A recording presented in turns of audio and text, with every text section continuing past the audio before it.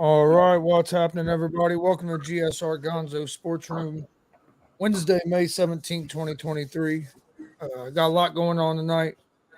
Uh, NBA playoff game just ended. Had a big playoff game last night. Got NHL playoffs continuing tomorrow night. So got a lot of sports stuff going on. As Billy Buzz Smith just mentioned, superstar Billy Graham passed away today. So that's a sad note that happened today. But Isn't he a preacher or a pastor? he's a pro wrestler. Wow. I had a piff. No, there was also a super famous pastor that was named Billy Graham. I was like, wow, when I saw that, I was like, what? What? Glenn. We're going to Miami like Will Smith. But no, I'm Chris Gonzo'S, joined by Jay McLovin. How's it going, Jay? It's going good. I always loved the introduction that you played with Reggie Miller when he does the choke thing and his. I just love that. I don't know what it is about it, but I just like, man, I love that. I love that. It should be. I don't think you can do that in the NBA anymore. I think they outlawed that, but man, every time I see that, it just reminds me of the old days, man. And I'll never forget watching that live that night. Yeah, man. Hey, it's just I just miss the old school nostalgia. You know, I miss those old school guys, man. It's good. It's good to see it every once in a while and be reminded of it. But no, it's going great. Got off to a rocky start. I'm gonna talk just a little quick. You know, I've been trying into the action, been plugging, trying to get our rhythm, trying to get back to where we were. Finally, I think we're starting to hit that curve now where maybe we're kind of get where we got to go, but. They got down 6-1 today, and I really thought the Cubs were going to kill us, but luckily we came back in the end and put up 4 runs in the ninth with the walk-off and got the win. But, wow, man, what a time to be alive, man. Astros get a win. I'm happy as hell because of that. And obviously, good basketball, like you said, we're going to talk about it with the Heat and Celtics and that magical third quarter. Just some good sports, man. And then, of course, like you said, man, we got NHL literally Thursday, tomorrow, right around the corner, man. Yeah, man. The Reds got their ass kicked today. They were up 5-0. Reds got up 5-0, ended up losing like 11-5 or some shit. I'll tell you, hey, I was watching or keeping tabs on the Yankees and Toronto game today because both of those guys are ahead of us in the wild card race. I was really keeping an eye on that one. And it was 0-0 for the longest. And then right at the end, I think it went into overtime or extra innings. But right at the very end, they actually made it 3-0. So Toronto took it today.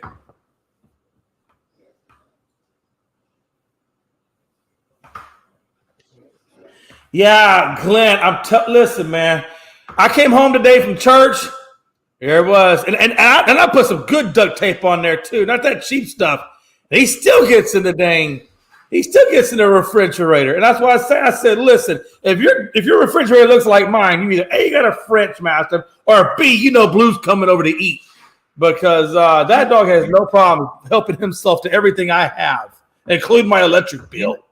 Do you not feed him before you go to church? Listen, man. Let me tell you how Blue gets fed, man. Because Blue will sit there and he will look at me dead eyeball to eyeball until I throw some food in his face whenever I eat.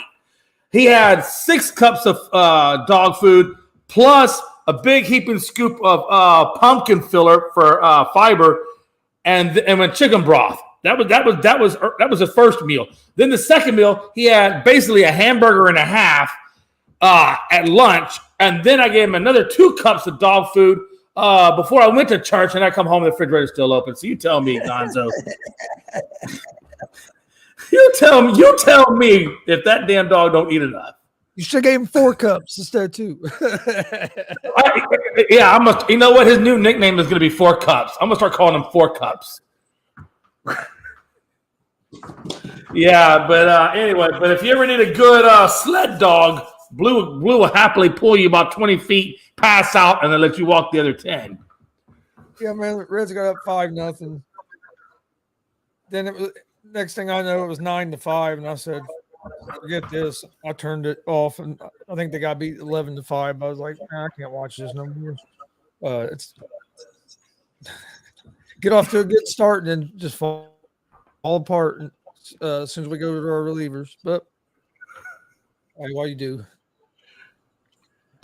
Yeah. Glenn, you're right. He definitely some good Wendy's, especially man. Hey, they got this stuff now, man. I saw it, or the wife got it today at the liquor store. It's vodka whipped cream, and it's got vodka in the whipped cream. And she gave a little vodka whipped cream cup, and he loved the shit out of it. But anyway, enough about blue.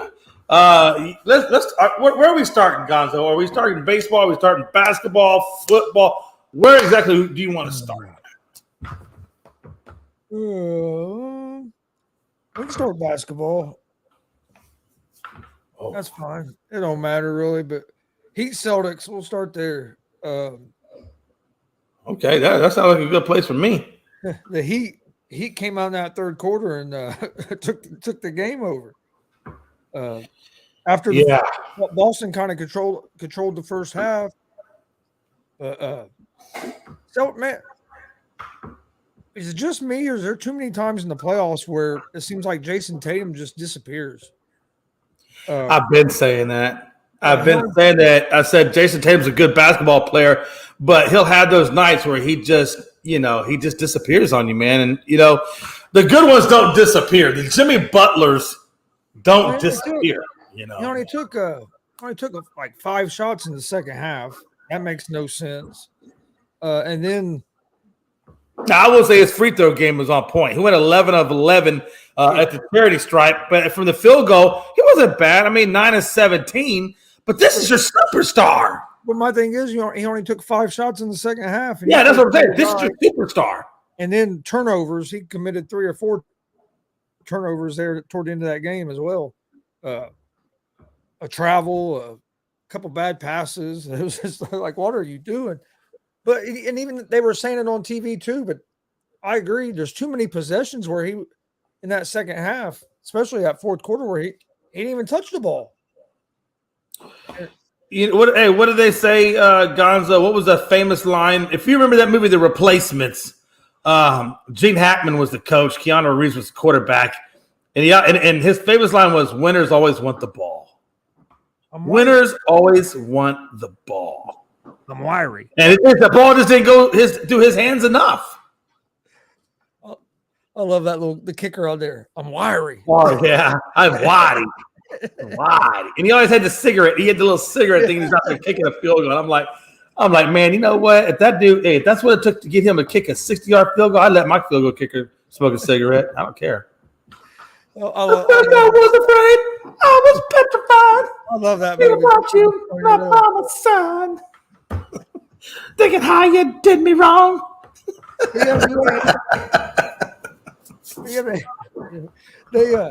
don't know. It just seemed like there was, especially in that fourth quarter, too many times the Celtics was using Tatum just as a screener and not.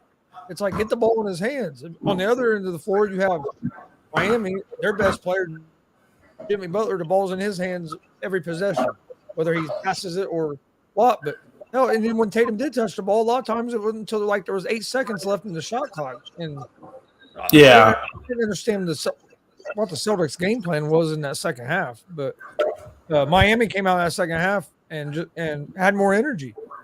I don't know if the Celtics thought that it was only a 2-quarter game, but they didn't show up for that third quarter.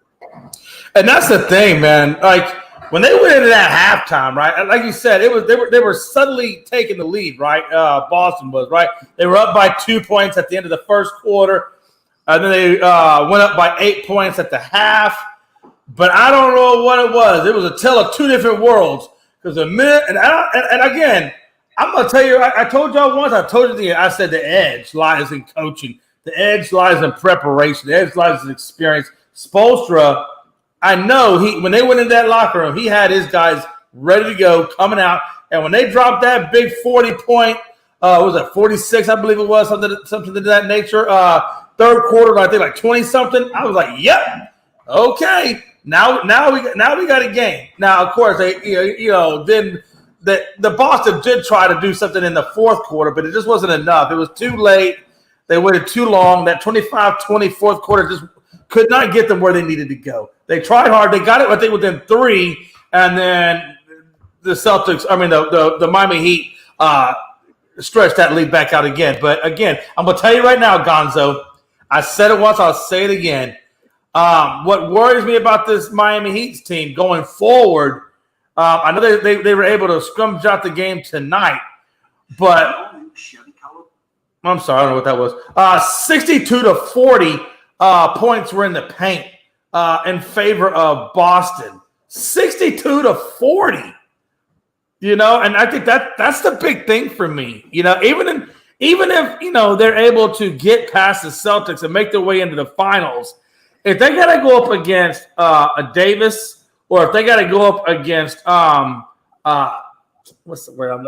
Joker, they're not gonna. That's not gonna work. You know what I mean? Like they're just terrible down low in the paint.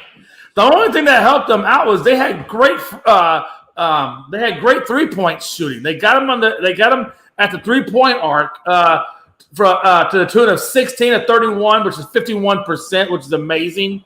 To 10 of 29 at 34%. And it really was a 3-point arc that saved Miami and really kept them in that, because if it was down, if it had anything to do with the paint, it was game over if it had anything to do with the paint.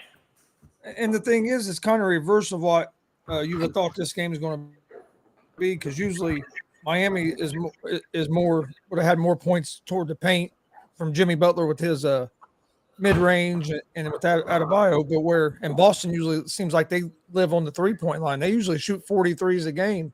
They only shot 29 tonight. So that was a little different for Boston, because Boston usually really throws the 3-pointers up. And they didn't shoot the ball. And the other thing for Boston was turnovers. I know if you look at the stats, they only had 3 more turnovers than the Heat, but if I remember right, the Heat had like 9 of those turnovers in the first half. Well, but again, it's not how many turnovers you have. I mean, it is. Don't get me wrong, but it's the situational turnovers that you have. For example, I'll give you a prime one. When Jason Tatum at the end, when they were battling back to get back the lead again, Jason Tatum got called for traveling at the 3-point line. Of course, he was upset about it, but it was clear traveling. What do you want to do about it, Jay? You traveled. And it's turnovers like that, that really kind of hurt him. Well, that's what my point was going to be, was that yeah. I'm sorry. I didn't mean to make that point. Oh, no, you're right. But they had, because, Boston only had 3 more turnovers, but most of the Heat's turnovers was in that first half. In the second half, Boston, I know in the fourth quarter, had at least 5. Yeah. Where in the second half, Miami only had like 2 or 3 the whole second half. Right. You have them turnovers, because, like you said, they battled back in the game. If you don't have those 5 turnovers, you might win that game. And Tatum made at least 3 of them there in the last 5 minutes of the game. He had that travel you're talking about. He also had a terrible pass that Butler intercepted, and then he might have had another travel, but as well. I know Brown had a travel in the last 5 or 6 minutes of the game. I mean, right. Yeah, there's 4 or 5 turnovers, just boom, boom, boom. And I don't care who you're playing. It's going to be hard to come back and win a game if you're turning the ball over late in a game. No, I agree with you. And also, you got to take into consideration too. Like I said, Miami kind of came out flat to start the game, but when they came out that second half, man, them dudes was like a whole different team. And I thought another big thing to point out was not only was the turnovers or the situational turnovers key, but also the fact that Miami out-hustled them in the second half, and they basically stole the ball 12 more times, or 12-6. So, I mean, they really put on a completely different face once they came out of halftime. And what scares me, or what's interesting, depending on how you look at it, is Tyler Herro is supposed to be back game 2. It scares me because I just wonder, will Tyler Herro, after that layoff, be able to come into this series and dial in quickly and be productive, or is it going to take him a little bit to warm up and get used to playing in a game situation and warm up to it, and then go from there? Like, I don't know what kind of Tyler Herro to expect in game 2, but if it's a dialed in hero, can you imagine adding a dialed in hero to this already well-rounded lineup in terms of how they played tonight? Yeah, it's going to be interesting, like you said, to see how long it takes him to get dialed in, and with the flow of the game, is Spoelstra going to have enough time to leave him out there if he's not dialed in at first to get dialed in, or is he going Right. is he going to be quick to go back to what's been working so far in the playoffs? Because I mean, don't get me wrong, hero makes you better, but you also don't want to mess up the chemistry that you have going with these other guys as well. So it's I totally agree with that. And don't get me wrong, Spoelstra is a hell of a coach, so I'm sure he'll be able to handle that all right. But you just never know how a guy's going to come back from injury as well.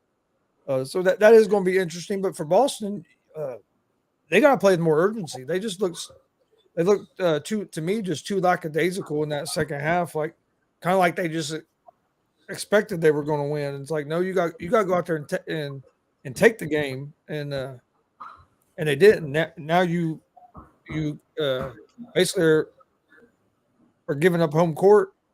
You need to win this next game, and then now you have to get one in Miami when you go there after game 2. Yeah, I agree. I agree. And again, though, hey, I told you right from the jump, and I know you were also feeling the same way I was feeling, is that if Miami can get production off of that bench, they're gonna do well. They're gonna do well. And they got really good production out of Martin, who gave you 15 and shot 6 of 11. And they also got pretty good out of Kyle Lowry, at 6 of 12 for 15. So both of them gave you 15%, 15 points apiece. Both of them give you, 50% or better from the field goal percentage standpoint. And I just don't know how much more. I mean, what more do you need? I mean, we get 30 points off your bench. That's incredible. That's incredible. Well, the thing is, the Celtics bench wasn't bad, but the difference in that game was on the defensive side, and wow. we both already kind of said, it was the energy. The Heat played a lot better defense in that second half than what the Celtics did, and the Heat came out was getting all the 50-50 balls. They out hustled them. Yeah. But I was just my thing is like, this Celtics team is pretty deep. And it's not to say that Miami's not deep, because they are pretty deep themselves. But that big three that they have, when that big three is clicking in Boston, when it's clicking, it's incredible to watch. I mean, Brown, we've seen multiple times where Brown and Tatum have gone for 30 points apiece and gave you 60 points or better between the two of them. And I think that's where the defensive side of Miami does kick in, and that's what they got to continue to keep. Miami's got to continue to keep the defensive pressure on those, big men. And if they can do that and get that production off the bench like they got tonight, and like I said, they're going to get Tyler Hero back. I mean, wow. The problem with Boston's been in the playoffs is inconsistency. One game they look like they're on, and everybody's on the same page, and they look like they're the best team in the league, and then you go to the next game and they turn the ball over a lot. Don't play with energy. They have, for some reason, the playoffs has been a lot of up and down, and that's living. Yeah, you can kind of get up. Yeah, you get one of these series, man. That's living dangerously, because then that's making your margin of error even slighter, because you're not getting that consistent effort every night. Right, and that kind of stuff, you can kind of get by with lesser teams, Knicks and so forth. Not that the Knicks had a good team, but I'm just saying that you can kind of get by with that with them. You can't get by with that with Boston. If you have it up and down like that, Boston will take advantage. They'll capitalize on that, because Boston, for the most part, even if Tatum disappears, Boston's still going to give you a good night for the most part. Somebody's going to step up in Boston to give you a hard-fought game.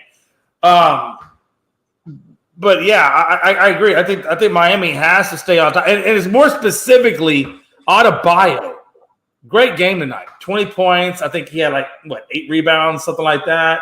5 assists. But Bam has to stay being productive. Like he's got to, continue to be, a solid contributor if this team, wants to go far.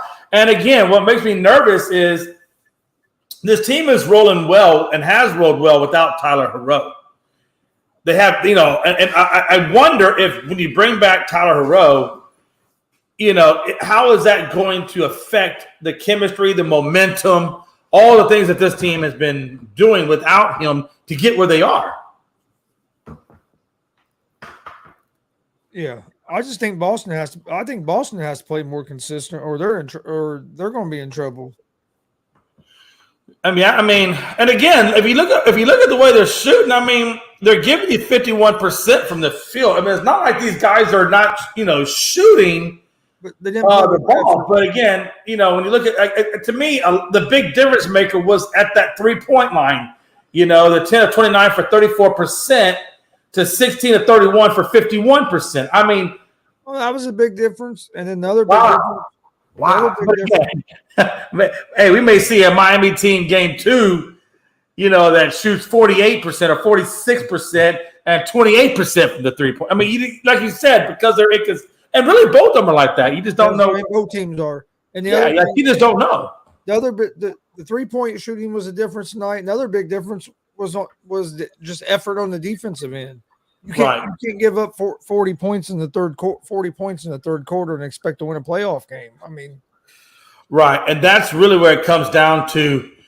Honestly, Spoelstra and Mazzulla, which coach can make the better adjustments at the right time? Honestly, it could come down to adjustments. Adjustments in coaching. That could be the differential there. Well, that and the turnovers. The second half, Boston. I wish I had wrote it down because most of their turnovers came in that second half, and you're not going to win games like that. No, I told you, man. Hey, once you put that foot on the gas, you can't take it off. If you take it off, and they took it off, and when they took it off. Oh, man, did Miami come out with gas ablazing. Like, they literally came out. I know LeBron said after Game 1 versus Denver, he felt like they got punched in the face. Well, it was like Boston gave you a subtle nudge to the side of the face, and then the third quarter came out, and Boston just kicked you square in the nuts and then followed up with a couple of uppercuts to the nose. And it was just way, way too much. And Boston just could not keep up after that. It was just, you just knew. I was telling the wife, I was like, man, after that third quarter, I said, baby, Miami got this game. I said, unless they just fall apart completely in the fourth quarter, Miami's going to take this game. Wow, what a time. Yeah, that third quarter, that was the difference in the game. And then, but Boston had the opportunities in the fourth quarter to be there and win that, and have a chance to win that game at the end, and they couldn't take advantage of their opportunities. And Miami hit big shots there in the fourth quarter when they needed them. That one Jimmy Butler hit every part of the rim it could, and then bounced in. I just started laughing. I was because when he shot, I was like, oh, that's short. And then, it hit literally like every part of the rim. Hey, you know what they call that? They call that a shooter's touch. Hey, that's what they call that. They say he got the shooter's touch. Hey, I guess when it's your night, it's your night. Hey, you're right. When it's your night, it's your night. But yeah, overall though, man. Hey, honestly. I thought both games, both game ones, both on the Western and the Eastern side, I thought both game ones were exactly what I wanted them to be. Fiery, saucy, aggressive, ups and downs, lefts and rights, kept you on your heels. You didn't know which way it was going to go, but competitive. Nonetheless, both games were competitive. In all honesty, you could say, yeah, Miami got the win, but you're not looking past the Celtics. You're like, okay, we'll see what happens in game 2 because this Celtics team can totally take out Miami if it turns in their favor in the next go around. Same thing with with the Lakers. I mean, the Lakers fought back 21 points down, got it within 3, I think 2 or 3 points. Ultimately lost the game to the Denver Nuggets. But when you see the adjustments by Miami in the second half, and you see the adjustments by the Lakers in the second half, it just tells you that these teams, somebody had to take game 1. Okay, it was going to happen. Now, I do think we go to game 2, either one of these teams, Celtics, Miami, Denver, LA, anybody can take that game 2. You just don't know who it's going to be until it happens. And I think that's what makes this playoffs, at least in this Western Conference Finals, Eastern Conference Finals, that's what makes this basketball so much fun to watch. Would you agree? Oh, it's been fun to watch. I agree. I do agree to a point, but I think Denver's going to win game 2. Yeah. Well, we're going to find out. I mean, honestly, we're going to find out. We're going to find out, what Darvin Ham does differently and what the Lakers do differently. Yeah, but also, or what adjustments? And Denver's going to make the adjustments as well. Of course, that's what I'm saying. What adjustments will Michael Malone make to the Utah? I keep wanting to do that to the Denver Nuggets. Yeah. I do it every time. What's he going to do to the Denver Nuggets? To counteract what the Lakers came back with in LA. And that's the same thing for Missoula. He got slapped in the face in the third quarter. What adjustments will he make to counteract that? I mean, both losing teams and winning teams are going to have to make their adjustments. I think what you're going to see out of the Nuggets, I think the adjustment you're going to see them is they're going to start doing if the Lakers are going – whoever the Lakers put Anthony Davis on, if they're going to put Anthony Davis on Gordon like they did in that second half and have Hachimura on Joker, you're going to see the Nuggets use pick and roll with Gordon to get Davis out of the lane so he can't roam. I think that's going to be their adjustment. Yeah. I know we talked about that a little bit more about that. Because that was a good adjustment. If Davis can roam like he did in that second half, it makes it harder on everybody because if you watch that first half, the Nuggets was getting to the rim because Davis was on Joker and Joker was getting him out of the lane. Well, second half, they'd made that adjustment. So I think that's what you're going to see is whoever Davis is on, you're going to see them out doing the pick and roll to get Davis out of the lane. So them guys, because hell, if them guys are when Davis ain't in the lane, them guys cutting. Jokic is such a good passer. He gets them the ball, and you saw in that first half, it was giving the Lakers giving the Lakers some trouble. And Lakers made an adjustment, but I expect the Nuggets to make an adjustment as well. So I think it's going to be another good game. But man. Denver hasn't lost at home yet this postseason either, and they've won a lot of postseason games at home by double digits. They're a tough team to play at home in that altitude, and it's going to be interesting to see how much energy the Lakers come out with in Game 2 after that hard-fought Game 1, using all that energy to try to get back in the game. When you're in that altitude, that affects you differently than what you're used to. I know even LeBron had said, "Hey, it's a real thing when you're playing in Denver in that altitude. It can, if you're not careful, it can really go through your gas tank." Oh, absolutely. Yeah, that thin air. You would think it affects you, but man, I've been up in them altitudes before, and it really does kind of have you gasping. Another thing that nobody that we hadn't really mentioned. LeBron James and Anthony Davis combined for 66 points last night. That's the fourth most. That's crazy. Most. That's crazy. That's the fourth most that them two have combined for in a playoff game, and you lost that game. So you know what I mean? That's the other thing. It's like Davis and LeBron done their jobs, and and you still came up a little short. So, and Jokic didn't do hardly nothing in the second half. So it's it's going to be interesting. Yeah, I definitely agree, and that's what I was saying. You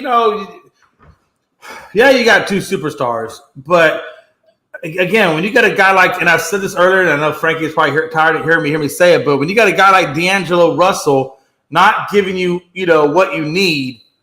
It's guys like that could be the difference maker, to get you over the hump, get you the win. And when the D'Angelo Russell's not on, because we all know D'Angelo Russell is like James Harden. Sometimes you get him, sometimes you don't. And last night, D'Angelo Russell went MIA. He was just hardly even there. So they're going to need more out of guys like D'Angelo Russell. They're going to need more out of guys like Schroeder. Schroeder, I think, gave you, 2 for 3.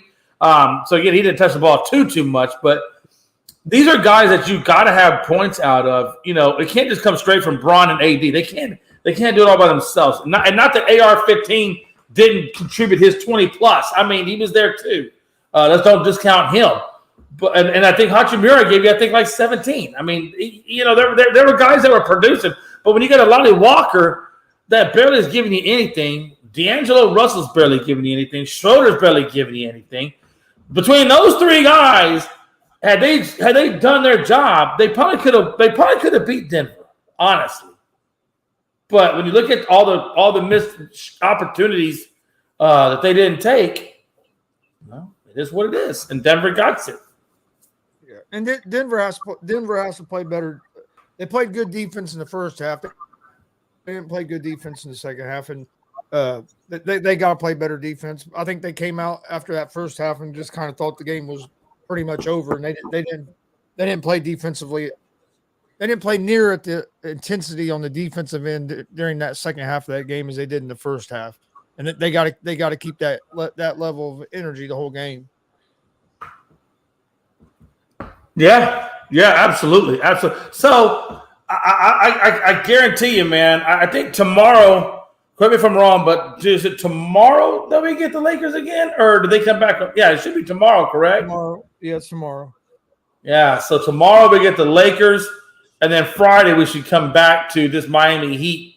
I'll tell you, if that's not a prelude to a weekend, I don't know what is.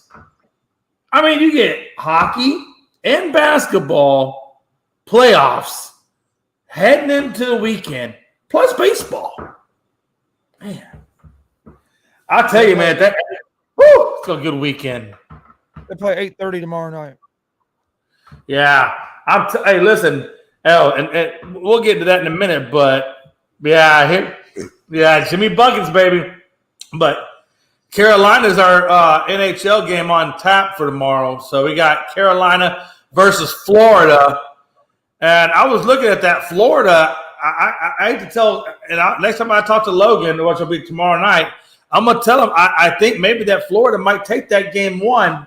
That Florida, I was really looking more and more at some of their stuff, and Florida just looks mighty, mighty nasty.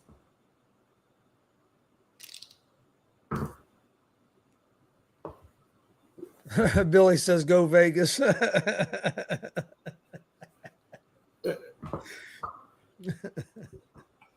And then Glenn said, "That's a better prelude than the Rockets dropping the 4." Hey, I agree, man. Hey, when the Rockets drop, you know what? Number one, Glenn,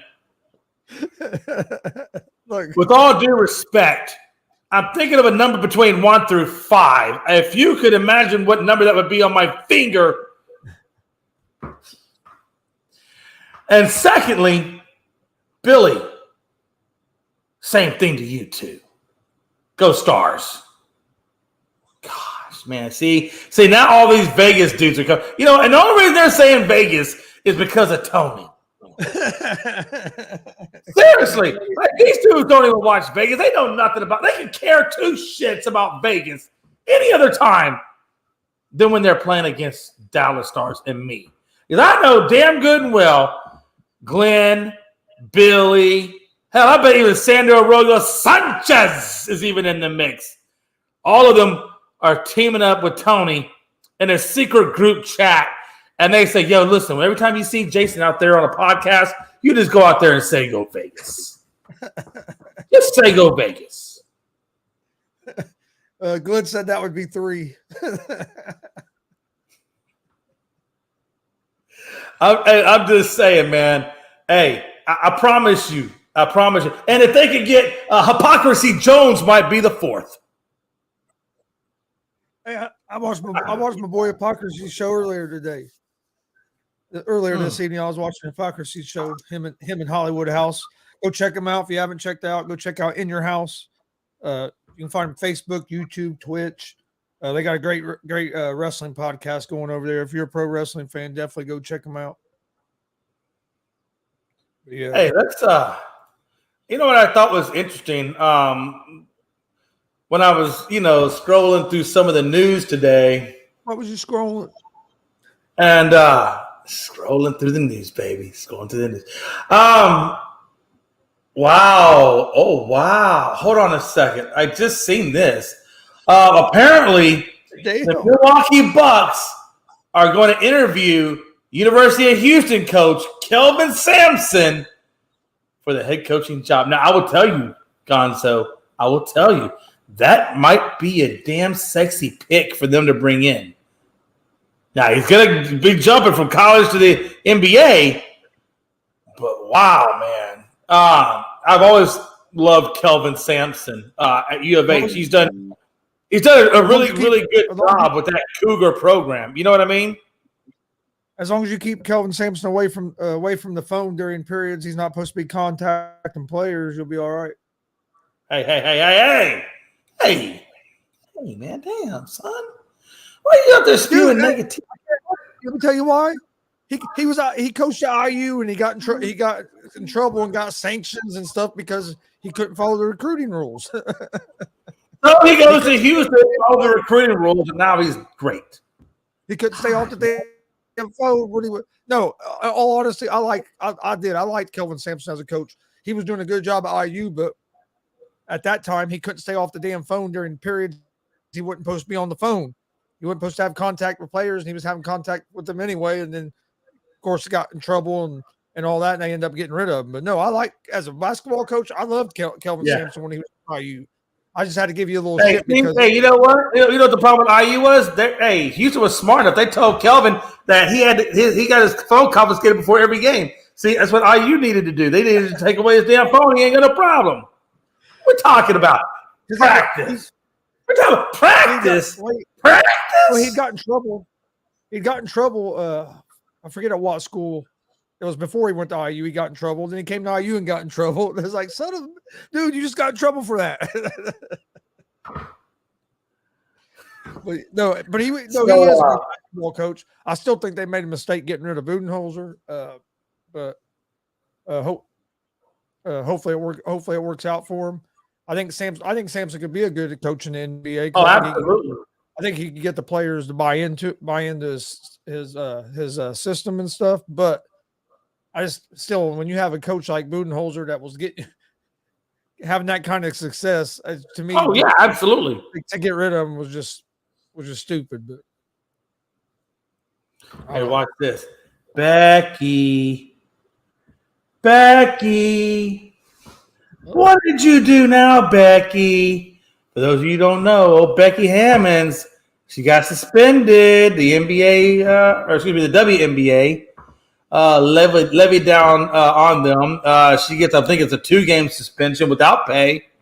They lose a 2025 first-round draft pick for what they consider to be, I think it's a lack of respect policy or something like that.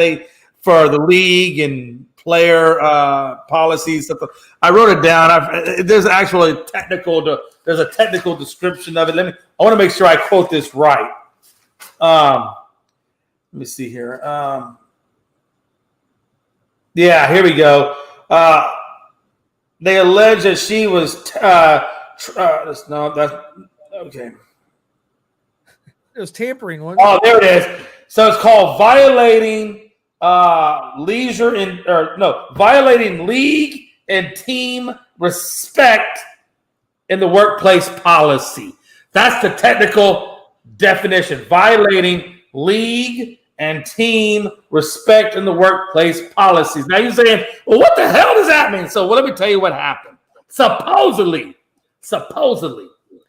Derica Hamby is basically suggesting that she was traded from the Aces to another team because she's pregnant. And Becky is adamantly saying that's not true. She's defending herself. She's defending the organization. She's saying that it was just a business decision that they needed to move her to create salary cap space and other spots, and all this kind of stuff. So, so I don't know if it's all true, but Becky, if you moved her because she's pregnant, shame on you. But wow, what a time to be alive. And I mean, she's supposed to be possibly being interviewed for head coaching spots, but this probably will affect that. I mean, I would say that I haven't done a lot of research into this, but I would say that the WNBA has done an investigation before they just, of course, sanctions. So I would say there must be some kind of truth to it, or she wouldn't be getting the penalty she's getting. It goes on to suggest that there was a secret texting change that had nasty comments and stuff like that about Hamby in it, and of course.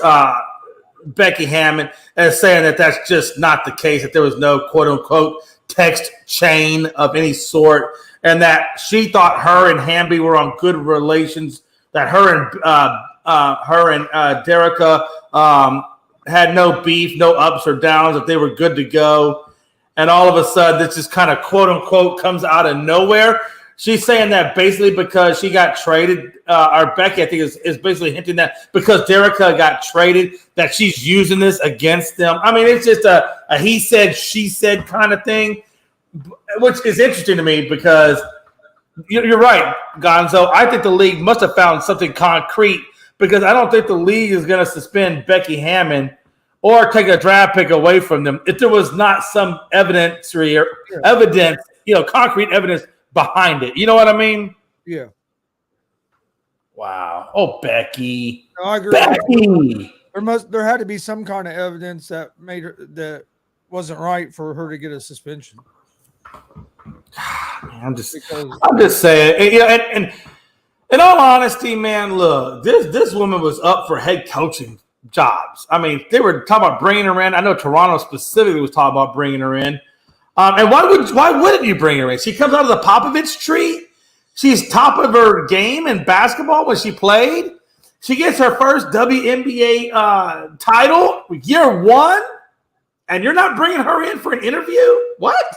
Yeah, and then of course this pops up on her, and it's just like, Becky, you're doing so many good things, and you're building this resume for yourself, and then and I don't know, I gotta believe there's some concrete evidence.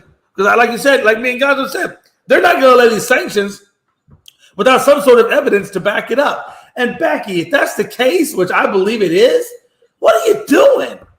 What are you doing, Beck? Come on, do better. Do better.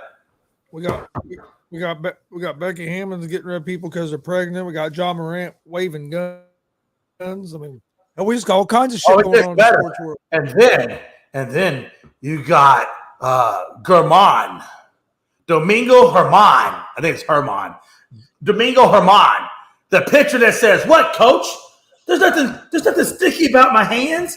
There's no pine tar on my uniform. That's just you. That's just your imagination, umpire."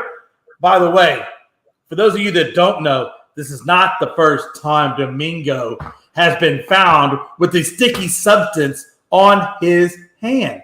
Gonzo, did you know that on April 15th, Domingo Germán was found by an officiating crew to have had a sticky substance on his hand? He was given a warning, not like Scherzer. Scherzer got a straight 10 days. Don't even pass go. Don't collect no money. Go straight to jail card. Germán was actually given a damn card, a warning. He was given a warning. They told him to go wash your hands and then get out on the field and let's go pitch some more. Really? So Scherzer gets a 10-game ban.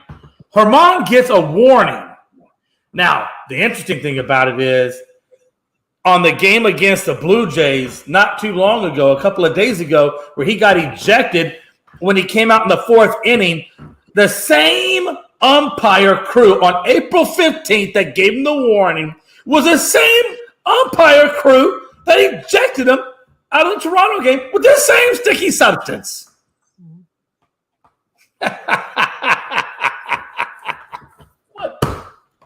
I'm just saying, and just to add insult to injury, this is the day that he gets ejected is the same game that Judge is caught looking over this dugout and just haphazardly knocks a home run.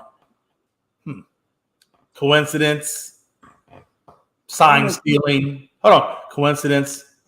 Sign stealing? Sticky substances on the pants? But yet the Yankees don't cheat? No, of course not. Of course not. Oh, and then we got the letter from Manfred. But the Yankees don't cheat. Just saying. Interesting. It's interesting. He was looking in the dugout because people were chirping. Oh yeah. That's right. Yeah, you know what? That's a good story. Let's roll with that story. Oh, and just so you know, Gonzo, we're automatically supposed to believe him. We're just supposed to take him at his word. Yep. What a time to be alive, man. You know what? Okay, I tell you what. Had Judge flied out, hell, even if he had just got a single, all right, I'll give it to you. I'll bite on that nugget. But then he hits a solo, or he hits a home run. I don't know if it was solo or not, but he puts a whopper over the fence after he's looking at the dugout. Wow. Okay. I don't think they were doing anything that's illegal per se by the rule. I do think that he was getting a tip on what pitch was coming. I think that pitcher for the Blue Jays was tipping his pitches, and they had picked up on it. And that's been going on in baseball forever. It's when you bring. Hey, Gonzo, okay, I'll bite on that. I'll bite on that nugget if you want me to. So I do think they were getting the sign, but I think it was more. I think that pitcher was tipping his pitch, and they caught on to it, and somebody was telling him what was again. coming. Hey, listen, if that's the scenario that the Yankees want to give us, okay. But you can't tell me that there's concrete proof that that's what it is. So what I'm saying is, we're just saying that that's what the Yankees are saying. Well, the Yankees were saying, or Judge was saying that he was looking over there because there were some players. Hey, Gonzo, and the Astros weren't beating trash cans. Well, let me finish through. No, they weren't beating trash cans, Gonzo. They weren't beating trash cans. They were beating their lunch boxes. But what I'm saying, Jay, is I'm not saying what the Yankees said was true, because what Judge was trying to say was that he was getting on, or he was looking over there because players were chirping at the umpires and they were up 5-0 or whatever. That's a bullshit reason. But I do think he was getting a sign. I honestly do think he was getting a sign, but I don't know if they were doing anything that teams don't do on a regular basis. You know what, Gonzo? Let me tell you something, and I believe this to the fullest. I'm not arguing. Hey, listen, if that's what it is, okay, we'll roll with it. But I also have another theory that I'll roll with as well. For every one cockroach you find, there's about 15 more. Oh no! I'm just saying, for every cockroach, there's about 15 more. That's all I'm saying. Hey, maybe it's true, maybe it's not true. No, look, at the end of the day, nobody's really going to know. Right? Nobody's going to know. Look, nobody really knows until you get caught with your hand in the cookie jar, right? So far, the Yankees, the only one that's been caught with their hand in the cookie jar is Herman. I'm just saying, all I'm speculating on, and this is speculation. It's an opinion. I got a right to my opinion. Look, I'm just saying it's coincidental that a home run, and maybe they're tipped. I don't know. I'm just saying, where every cockroach, there's 15 more. I don't know what's going on in their clubhouse. You don't know what's going on in their clubhouse. We're just gonna go with what we think's going on. I agree, because believe me, there's all kinds of teams that they try everything they can to figure out signs and what pitchers can. or what pitch is coming. Hey, you know what? I don't care. They got their asses beat 3-0 by Toronto. Let's go. It was just kind of that or they using technology like some of the other teams.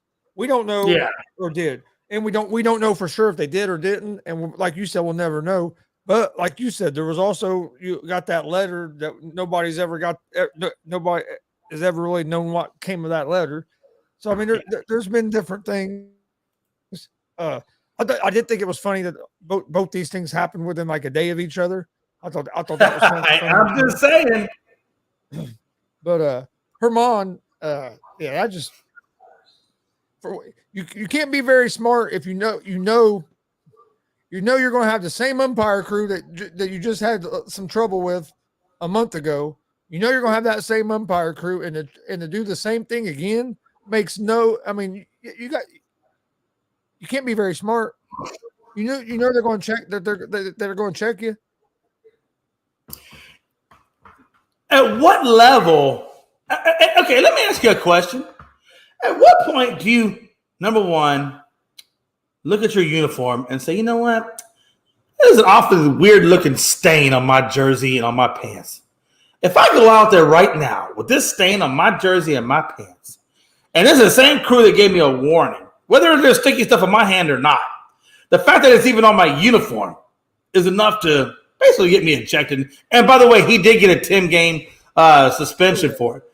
But, I mean, how much of an idiot are you that you go out in front of the same officiating crew and you got tar substances on your jersey? And dude, them pitchers will use anything that they think will give them an advantage with a baseball. They'll put spit, jalapeno, all kinds of shit. They don't. Hey! You only know that because you watched Major League. Hey! I'm the only one that's allowed to quote movie lines and sing songs on here. Okay, a little bit of jalapeno on there. Don't make me go get Jobu's rum. What a time to be alive, man. Jeez Louise, man. No, but, again, nobody knows, man. Look, again, nobody ever really knows until you have your hand in the cookie jar.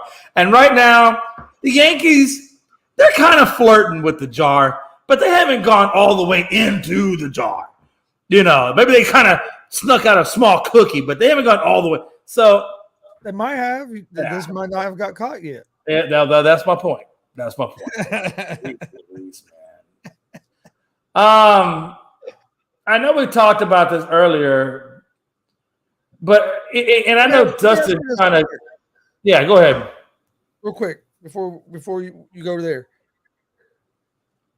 You ever watch Pat McAfee's show? No, I honestly, I got to be honest with you, I have not, man. I've been so damn busy. I haven't watched anything.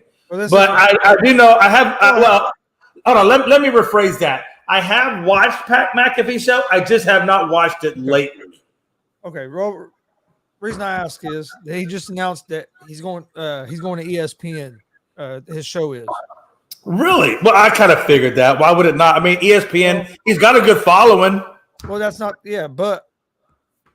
Well, that's what I was going to ask you. Do you think it's going to work? Because if you remember. I know they're different companies, but Barstool Sports went to tried to go over to ESPN. Right. And the way they done things was more wasn't the mainstream way. There's a little more uncut. Kind of. Right. Well, that's how McAfee is. I mean, hell, they're going to drop it. He drops F-bombs. He does. Yeah, you're basically saying that he's a little bit unrefined for the ESPN community. Well, I think ESPN's smart for getting him because he's so hot. I'm just wondering, are they going to try to? He says that they're not. Only thing he says nothing's going to change on his show. The only thing that's going to change is that they're going to use a few less fucks. That's basically what he said. He said everything. So let me ask you. So are we saying? Hold on. I want to understand what you're saying to me before you say that, because that's a weird thing to say to somebody. So you're telling me that ESPN, and I'm trying to understand what you're saying. So ESPN says, okay, yo, Pat, you said about 35 fucks. I need you to cut it back to 15. Is that really what we're talking? No, seriously, because you saw. I'm trying to get true clarity in my mind what you're saying. Is that what they're really saying? He didn't say that he actually said ESPN didn't tell him that they had to that they couldn't say, or that they had to quit saying fuck or any of that. He just said that in the agreement he told them that they would cut back on using that saying fuck. But right. So he said, "Yo, look, I tell you what, I'll cut back the fucks to 35%." I guess. But I'm just saying, man. Hey, if you say fuck once, hey, look, Gonzo, if you say fuck once, if you say it fuck 50 times, the fact that you said the word fuck, come on. Well, I'm just saying, what does it matter? No, I agree. But what my point of it was what I was going to ask you. Do you think it's going to work? Because are they, which McAfee, the way he is, if he gets over there and they try to make him change, he'll leave. That's just how he is. He don't put up with that. Pat McAfee is a podcaster who is a very successful podcaster because of his notoriety, his fame, his publicity, celebrity, whatever you want to call it. You can't take somebody like that and try to make them, it ain't gonna happen. There's two different types of people. I'm hoping they don't try to change it, which I don't think they will, because I just know I know Pat from watching it for so long. He's not going to change. He's going to do it the way he wants to do it, and that's how it is. But they're going to starting this fall. They'll be on ESPN 12 to 2 Monday, 12 to 2 Monday through Friday. They're going to be on right after First Take, 12 to 2, and then they're also going to be. He also got it worked into that deal where they're going to be live. They'll be live on ESPN. They'll be live on ESPN Plus, but then they'll also be live on ESPN's YouTube page. And he'll be the first show that's ever been like that. And he said that was one of the sticking points with that, because he wanted to stay on YouTube. And that was one of the sticking points, because he was talking to 4 different platforms and networks.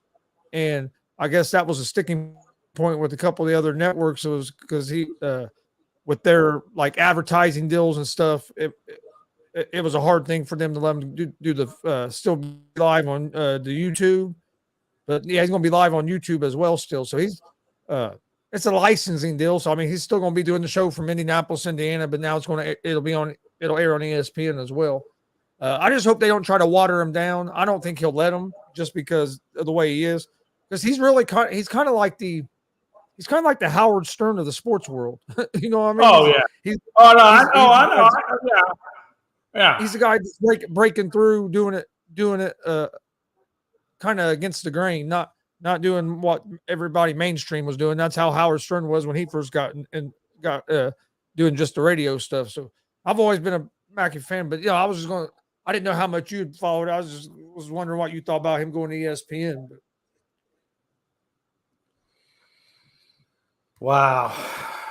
Real quick. I don't want to shift the gears too much, but Tiger Woods. When Tiger first came into golf with his daddy, he was so innocent looking, just this childlike angel that could do no wrong, could hit the golf ball 1 billion miles an hour, 1,000 feet, just, this ungodly gifted athlete, and cheats on his wife, got porn addiction to strippers, all this craziness. You would never think it, but that all just led to his divorce.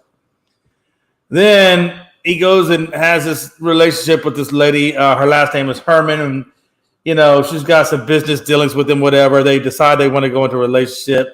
He has her sign a non-disclosure agreement. She's claiming sexual harassment, sexual assault against Tiger.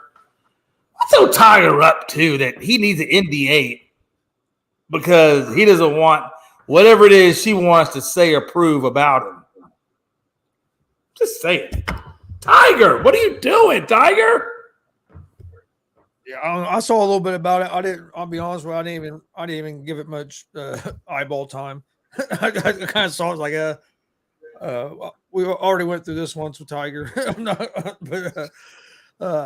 It sucks, man, because I'm a big Tiger Woods fan, and I don't know what's going on with this story. The stuff that happened with him and his wife. I mean,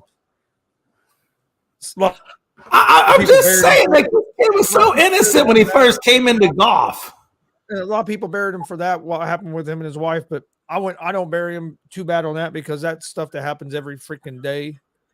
People have. Oh no, Gonzo, I promise you, with every inch of my body, that Tiger is a freak. Hey, what's wrong? He's a freak. I'm telling you, Tiger Woods is a freak. What's wrong with being a freak? There ain't nothing wrong with being a freak. I'm just. Hey, but we gotta stop painting Tiger Woods out to be this. Look, I'm gonna tell you what Tiger Woods is. Tiger Woods is an amazing golfer who just ran into old age and injuries that took him honestly really out of the game. But I don't care how good of a golfer you are. Morally, he a freak. All right. And really what I'm kind of getting at is this. If you got NDAs out there of sexual assault, sexual harassment, things you don't want, said, because let's be honest, if it really truly probably comes out, he'll lose a lot of sponsorships. And we all know his golf game has gone to shit. So the only thing he really has in this life that's keeping him going, and let's not be honest, the boy's got 1.1 billion, but we all know even if you have 1.1 billion, there's a lot of give and take. Money that comes in, money that goes out with that. Okay? I'm just trying to say, if he loses those endorsements, that's really his lifeblood of money coming in. Or primarily his money coming in. He's got a restaurant, he's got a couple of business ventures, but primarily it's from endorsements. That's where he gets Nike and all that stuff coming from. So he can't have all these chinks in the chain out there roaming around. But he ain't no better than all the other athletes out there that are, screwing up and getting their endorsements yanked. Granted, it's not as bad as what John Morant is doing. But, one sin is no worse than the other sin. If you're out there sinning, you're out there sinning. And I just think it's time that we start yanking some money away from Tiger. Yank some money away from him. I'm saying. I'd have to know more about what exactly. Oh, you won't know anymore because there's a non-disclosure. See, that's what I'm trying to say to you. If you got a non-disclosure, that means you got shit to hide. But what? My thing is, why sign it? Why she sign a non-disclosure and now she exactly? Well, why did she sign it? Why did he ask her to, and why did she do it? I mean, those are questions we're not going to know, right? You're not going to know anything. You know what I mean? Why'd you sign a non-disclosure? And now you're bitching about it. I mean, unless I guarantee what my thought is. No, I mean, he gave her some money. He probably gave her some money to sign the non-disclosure because you got to have motive to sign something. So he probably gave her some money to sign the non-disclosure to keep it under the rug. And maybe she had a last-minute thing that said, you know what? Maybe it wasn't enough money. Maybe I should have gotten more. Hey. You know what I'm saying? I mean, I'm not saying it's what it is, but that's probably what it is. But if your name is Tiger, you're definitely a freak. Oh, you're definitely a freak. You ain't got the word Tiger. You ain't got the word Tiger if you're not a freak. Let me tell you. Let's be honest. That's the perfect porn name for him. Speaking of golf, hold on. Hey, we got Miss Mandy Woods with Tiger. Who's gonna speaking of golf, who's gonna win the PGA championship this start? Hold on. Hey, watch this. We got Mandy Woods with Tiger as he breaks out his long wood in his short game.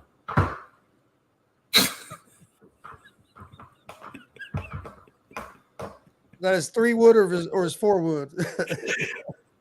Hell, it could have been the pitching wedge. No, it was the big dog. It was the driver.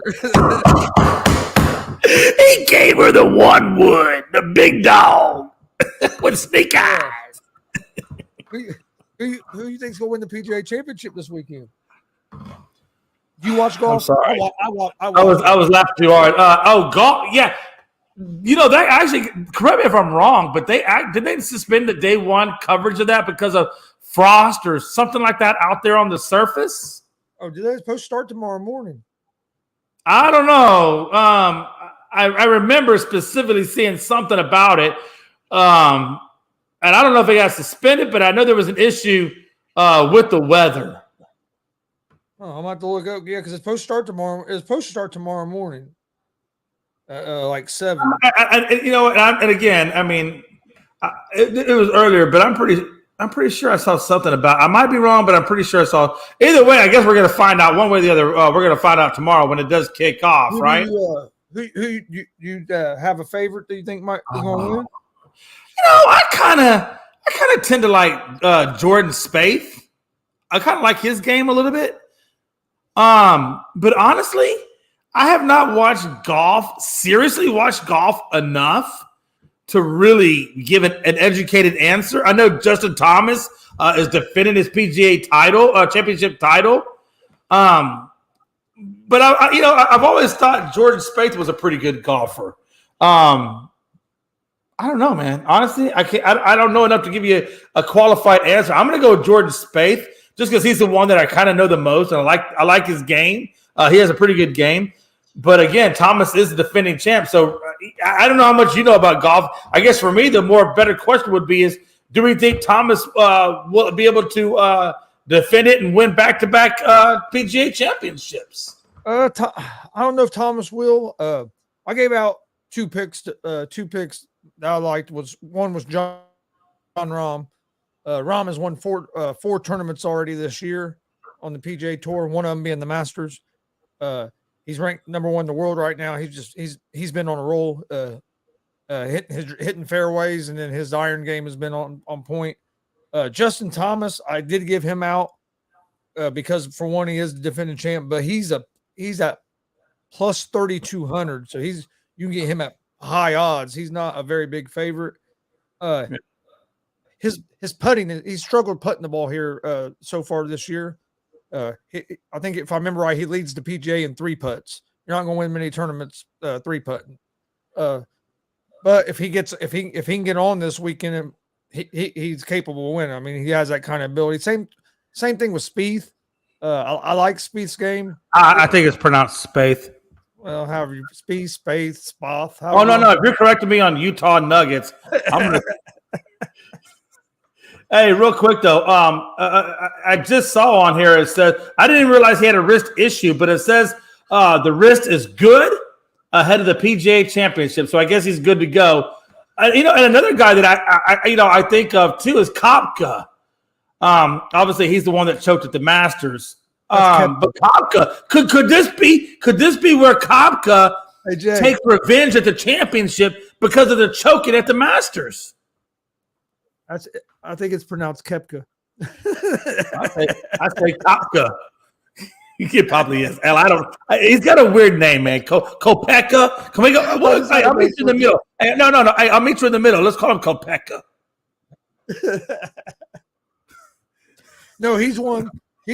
Especially if his short game is on. Especially, well, I shouldn't even say a short game. If his putting's on, he can be there. If he's hitting fairways, he'll be a good one to watch. From what I'm looking up, it's still supposed to start at 7 in the morning. All right. Hey, look, I'm gonna tell you right now. I'm gonna change my vote. I'm gonna change my vote to Koepka, whatever. I'm gonna say right now, I'm gonna declare him the PGA Championship winner, and I'm basing it off of him being pissed off about not closing it out at the Masters. So I'm gonna go with Koepka. I'm gonna say that he comes back and he wins it all at the PGA Championship. That's gonna be my winner. But here's the thing, Gonzo. I need a winner from you. That way we can compare. And even if you don't win, whoever finishes highest in the standings will declare that the winner. I'm gonna go with John Rahm. All right, so you're gonna go with Rahm. He's the one that won the Masters, and he's the one that beat Koepka at the Masters. Yeah. Okay. See, you know what? I'm totally good with that. So you got Rahm. I got Koepka. That's the 2 picks I gave out my sports betting show today. Was Rahm and Justin Thomas. Okay. So if Koepka, I don't know how you say that dude's name. That dude's got the weirdest damn name I've ever seen in my life. Kopka. That's how you got to say it, because Koe is Kopka. That is a damn weird name. I'll tell you, he must have got locked in a locker somewhere in high school. Yeah, Kopka. I'm going to say Kopka finishes higher. The finishes higher than Rom. So that's how we're going to roll. So we'll see who wins out of me and you tomorrow. He probably didn't get put into too many lockers in high school because he's a pretty big dude. He's not built like your typical golfer. He looks like a damn football player out there. Hey, but you know what? Sometimes when they're in high school, they're a lot skinnier than you think, and then they just get big. I don't know. I have to go back and look at the guy.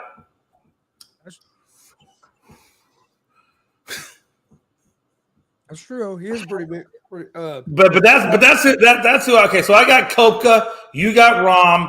Let's see who finishes better. Whoever finishes better has to announce it on the morning show who the winner was. I won't be on there, but you're going to announce that bastard on there. On the morning show. Well, because I'll be moving by time, because you got to figure it's going to go over the weekend. That'll be my moving week, so I won't. But I will be paying attention. So anyway, it starts at in the morning. It's on ESPN Plus, but then at 1:00 tomorrow afternoon it'll be on ESPN. Why do they do that? Why start out on Plus only to finish up on ESPN? I don't know. Let's put the whole damn thing on ESPN. It used to always piss me off, but it don't bother me now because I don't have to worry about it. But it used to piss me off because I would want to watch Tiger in the morning, and I'd have to have fucking ESPN Plus to be able to watch them in the morning. It's like they'd have all the good players playing in the morning, but you can't watch it on regular ESPN. It used to make me so freaking mad. It's like, it comes on ESPN. Now I'm watching these freaking guys. I don't care. Care how the hell they do. I want to watch Tiger and Rory and JT. Wow. You know what I mean? You want to watch them? Yeah, no. I no. Trust me, I definitely know what you mean. Understood about golf. They make it so hard for people to watch. It's like, I don't know. Golf is just one of those things where, it's hard for me to watch. Like I can watch, segments of it, like one hole here. Maybe go do something, come back, maybe watch another hole here, whatever. I can do that. I can't just sit there and just sit in my chair and just watch every single hole. I will be asleep by the third hole, I promise you. But it is a fun sport to and again, I recommend having a designated driver. To put a little beer or put a little whiskey and Jack and go out there and just hit a few rounds. I like playing the game. I like actually getting out there and swinging the club at the ball. I like playing. I can do that and be completely entertained with it. But I can't go out there and just watch it. Oh, by the way, if you're that a-hole that's behind me telling me to hurry my fat ass up, I'm going to whoop your ass next time. See, that's the only thing I like about playing the game of golf, because everybody behind you is just putting pressure on you like that.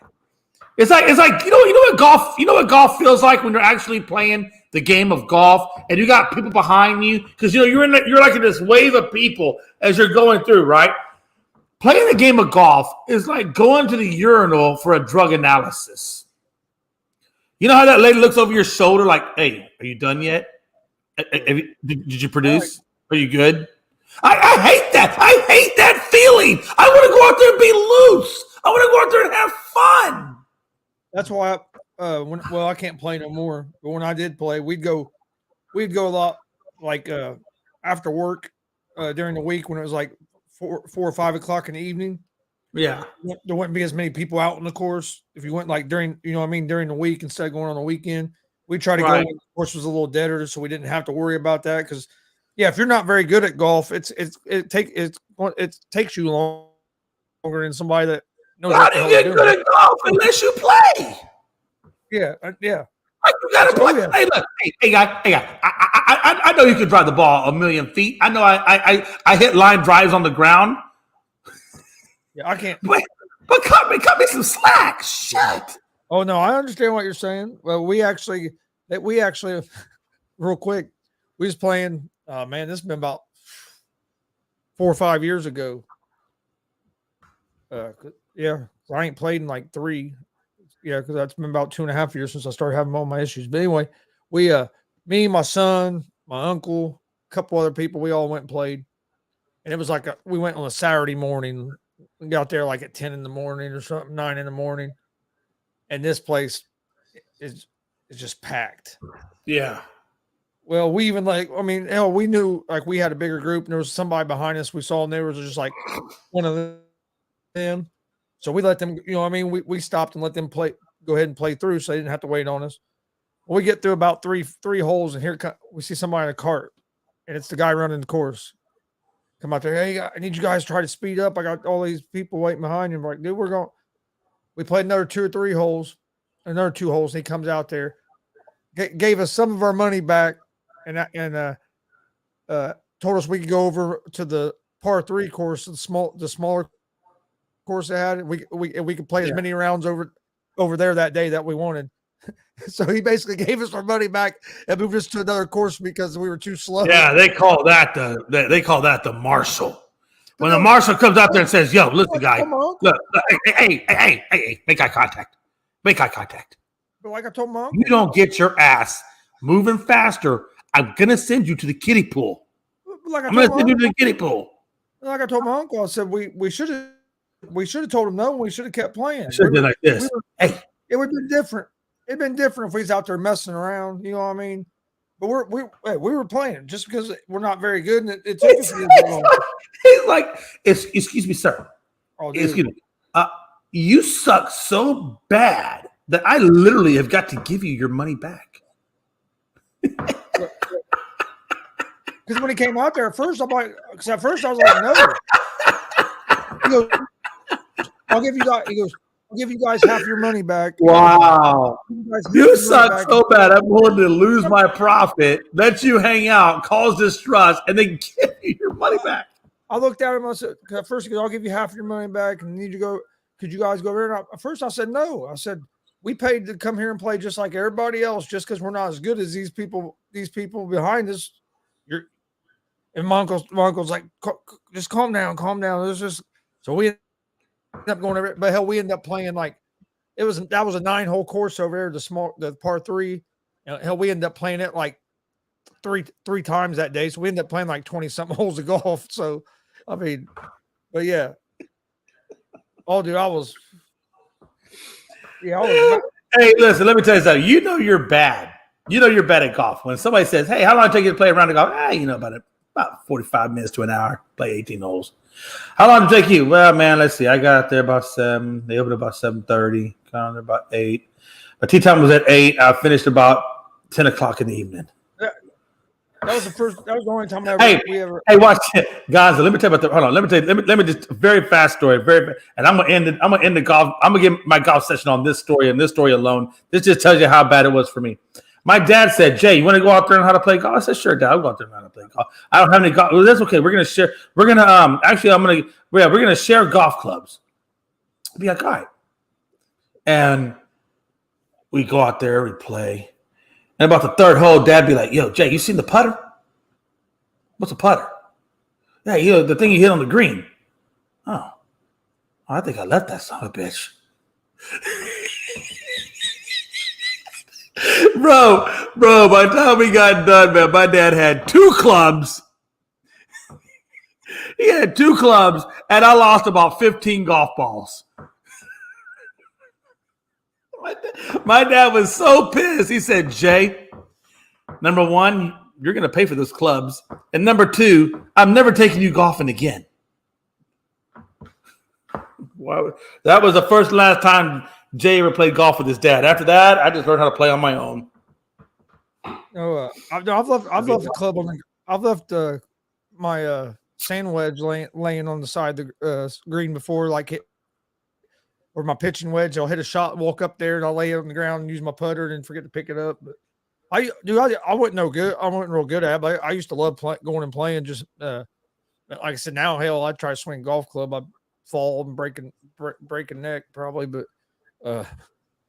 No, we always had fun. My son loved going. Me and him would go to we'd go a lot and play, especially when we'd go play at par three course a lot because hell, you could go there and play in that. We could go there after I got off work in the evening and play it Right. before it got. But no, all right, brother. You ready to get some final thoughts? I'll give you a final thought. Astros are on the wild card. Now, all we got to do is continue to work on the Rangers. And by the way, the Rangers lost today, so it means we gained ground on the Rangers. We're 2 games out of first, and we're in the wild card. Life is good. Altuve's back at the end of the season, or back at the end of the month. So about 2 more weeks, we should have Altuve back from his rehab stint in the minors. I'm really excited. I am a little disappointed in the draft. I really wanted to get better than 4th. I would like to have at least. I don't know what 2nd would have done for us. Honestly, we don't need a point guard. We have a point guard. I don't think Scooter Anderson is any better than what we have. Really, the goal was to get Victor and put him on the wing and let him do what he does. We didn't get that. So at this point, it doesn't matter who we draft. We're going to work with what we have. I will say this, and I'm only going to say it one time. Rockets management, Udoka, however you want to say your last name. If you even think, because you got to understand, James Harden has declared for free agency. He is opting out of Philly. And rumor has it that he is ready to go back to Houston. If you think you're going to bring his ass back to the Rockets, I will be there to basically wreak havoc. Better get ready to wreak havoc because it sounded like in a peaceful rotation, I will wreak havoc. I will give you a nightmare of litany of things about why he should not be back with the Rockets. How far will you be from the? Oh man, 41 minutes. 41 minutes from the stadium. North. I'll be living 41 minutes north of the stadium. You gonna go pick it? Oh yeah. Go out there with your sign. I'm gonna do like every other person. I got a little 2-man tent, and I'm gonna pitch it like a champ. I got me a little 2-burner propane Coleman stove, and I got me a bucket with a trash bag to pee and poop in. We're good. I'm self-sufficient. And a bottle of Jack. You'll be good. And a bottle of Jack. What a time to be alive. I will camp. My final thoughts. Join us tomorrow, 6 o'clock for Gonzo'S Wrestling Room. We're going to do a special show tomorrow, 6 to 7. Since we didn't get to do one Monday, we're going to talk some WCW wrestling from the Comic-Con. We're also going to talk some Bearcat Rumble that took place last Saturday. Then we're going to talk some old school wrestling like we always do. So join us for that tomorrow, 6 o'clock. And then we'll be back Friday night for another episode of G.S.R. Gonzo'S Sports Room. And then don't have no pro wrestling this weekend. We got it next weekend, not this weekend. And we would have had one on Sunday, but we're going to watch the Reds and the Yankees on Sunday. So we're not doing no wrestling show this weekend. Next Saturday, we're going to be doing a big one in Kokomo, Indiana. We'll have some cage matches. Going to have a match. Christian Cash is putting his career on the line in a cage. And you're also going to have JKO Joey Owens against the ladies' man Mike King in a steel cage. That's going to be a good one. So join us for that. Next Saturday, the 27th, will be Memorial Day weekend. That Saturday night, we'll be live at 7 o'clock, I believe. 7 or 7:30. I think it's 7. I'll find out for sure, put a graphic out about that. But join us tomorrow, GWR, and then after that, Unscripted. And other than that, appreciate everybody joining us tonight. Hope you guys enjoyed the show, and we will see you guys Friday night for another episode of Gonzo Sports Room. Please hit that subscribe button on YouTube, like and follow on Facebook, Twitch, Twitter, Instagram, and everybody have a good night.